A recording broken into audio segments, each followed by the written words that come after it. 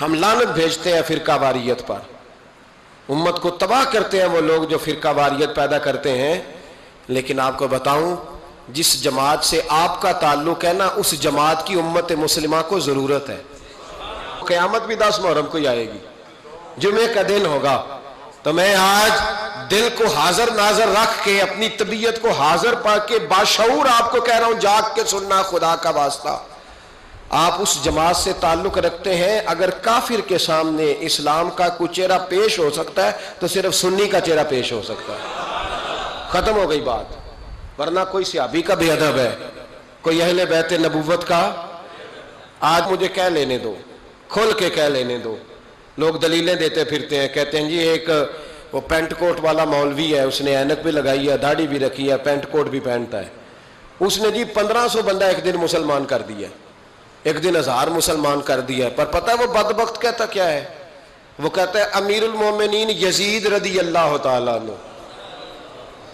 میں کیا کروں اس کے 1500 مسلمان کو یا 2000 اس کے کلمہ، اور وہ جی بڑی دلیلیں دیتا ہے. وہ دلیلیں سنبھال کے رکھے، وہ دلیلیں جو جی بڑے لوگ اس کے ساتھ ہوتے ہیں. تو کربلا کے موقع پر زیادہ لوگ یزید کے ساتھ تھے، زیادہ لوگ. ہم کثرت کے قائل نہیں، ہم حق کے قائل ہیں. ہم چھوڑ دو بات، دلائل کی طرف آؤ. عجیب تماشا ہے. اور ایک مولوی صاحب اس کی حمایت کر رہے تھے، کہتے نہیں بندہ ٹھیک ہے، وہ بھول گیا تھا، اصل میں قصور عبید اللہ ابن زیاد کا تھا، اصل میں غلطی عمر بن سعد کی تھی، تو یزید کو زیادہ الزام نہیں دینا چاہیے. میں نے کہا بڑی تمہاری قریبی رشتہ داری ہے یزید کے ساتھ، تو اللہ سے دعا کیوں نہیں مانگتے کہ تمہارا حشر یزید کے ساتھ کرے؟ مانگنی چاہیے نا دعا. کیا خیال ہے آپ کا؟ ہم الحمدللہ جمعے والے دن مسجد میں بیٹھ کے دعا کرتے ہیں، یا اللہ ہمارا حشر امام حسین کے غلاموں میں کرنا. تو بھی کرنا، جرت کر، جرت. ہماری جرت دیکھ، ہم یہ نہیں کہتے ان کے ساتھ کر، ہم کہتے ہیں یا اللہ ہمارا حشر ان کے.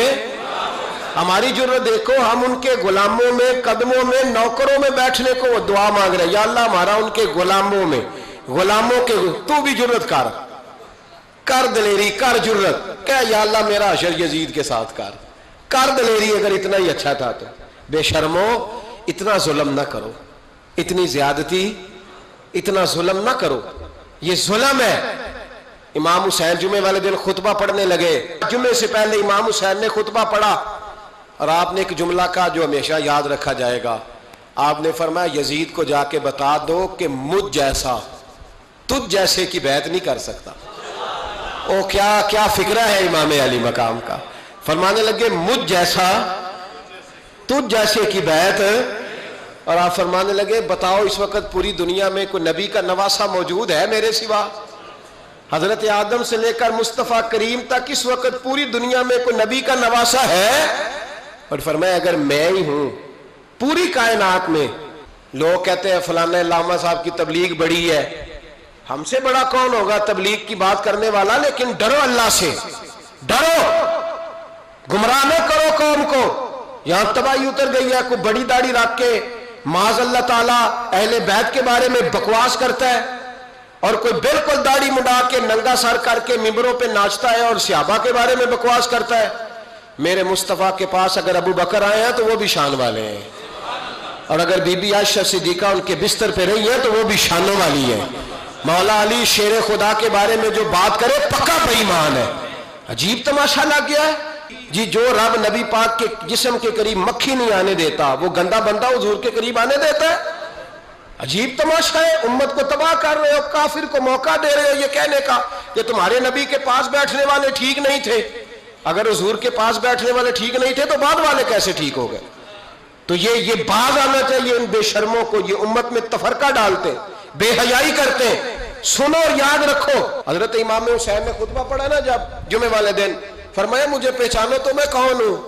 تو عمر بن سعد بولا، پکے نمازی بولے. عمر بن سعد کہنے لگا حسین جلدی کر، ہمارا جمعہ لیٹ ہو رہا ہے. بلے ہو نمازیو، جلدی کر ہمارا. آئے ہائے کیا نماز ہے. یعنی نبی پاک کے نواسے کو شہید کریں گے اور شہادت کے بعد جمعہ پڑھیں گے اور نماز میں کہیں گے اللہم صلی علی محمد و علی. آل محمد. ان کو شہید کر کے قتل کر کے جمعے کا خطبہ دیا جا رہا ہے اور نماز پڑھی جا رہی. اللہم صلی علی محمد و علی. تو میرا سنی بڑا بھولا ہے، کہتا ہے جی وہ زیادہ نمازیں پڑھتے ہیں. تو زیادہ نمازیں تو عمر بن سعد بھی پڑھتا تھا. تو بھولا او خدا کے. دیکھیں نا جتنی نماز کی اخلاق کی بات شاید میں کرتا ہوں، آپ کو جماعت میں کم لوگ ملیں گے، لیکن یاد رکھنا نماز عقیدہ نہیں، روزہ عقیدہ نہیں. عقیدہ حسین ہے، عقیدہ حسن ہے، عقیدہ علی ہے، عقیدہ عثمان غنی ہے، عقیدہ عمر فاروق ہے. میں اس شخص کو کیا کروں؟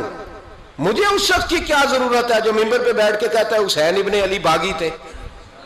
وہ شخص، اس کی نماز روزہ حج زکات دیکھا جائے گا. آؤ قرآن مجید سورہ شورا آیت نمبر 23، گھر جا کے قرآن مجید کھولو، یہ والی آیتیں بھی پڑھا کرو، یہ والی بھی کھولا کرو. صحابہ جمع ہو کے نبی پاک کے پاس آئے، عرض کی یا رسول اللہ صلی اللہ علیہ وسلم آپ کے خرچے زیادہ ہیں، آمدن کا ذریعہ کوئی نہیں. جس طرح آج لوگ ہر پیر صاحب سے نہیں پوچھ رہے، علامہ صاحب سے، کہ آپ کام کوئی نہیں کرتے، کپڑے پھر بھی سفید پہنتے ہیں، کیا ذرائع آمدن ہے، پھر بھی آپ گاڑی میں گھومتے ہیں. ہمارا تو پروگرام تھا مولوی بھوکا مر جائے، پر اس کے پاس آتے ہیں تو یہ تازی چائے پلاتا ہے. کیا مطلب، کس طرح کا رویہ ہے؟ صحابہ کے بار وہ یہ نہیں سوچتے تھے آتے کہاں، وہ کہتے تھے آگے بڑھ کے حصہ ڈالیں. وہ سارے آگے بڑھے، کہا یا رسول اللہ صلی اللہ علیہ وسلم اخراجات زیادہ ہیں، ذرائع آمدن بظاہر کوئی نہیں. نذرانوں پہ اعتراض نہ کیا کرو، نذرانہ دینا نبی پاک کی سنت ہے، نذرانہ قبول کر لینا نبی پاک کی، بولو، حضور کی سنت ہے. تو صحابہ جمع ہو کے آئے، ایک جگہ پہ میٹنگ کی، کہا تھوڑے سے پیسے ہر مہینے پیش کریں گے. تو حضور سے بات کون کرے گا پیسوں کی؟ کہا ہم نے نہیں کرنی، نبی پاک کے چچا جناب عباس کریں گے.